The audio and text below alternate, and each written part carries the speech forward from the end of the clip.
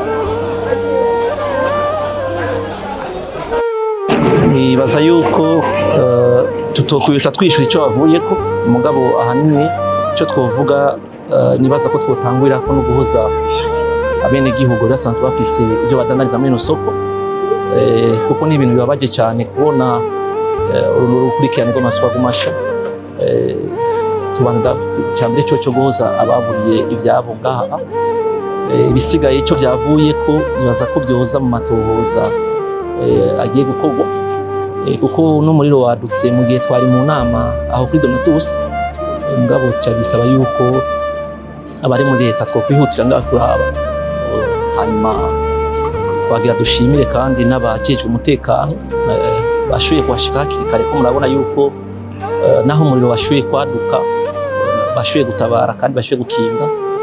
Icya gatatu nashaka gushimira bene igihugu basanzwe badandeza muri no soko mwene bashoboye kuhabera runo nta by'ubusuma nk'uko mwabibonye byabaye babaye byo gufashanya aho bitashikiye bagashobora kubishira ku ruhande.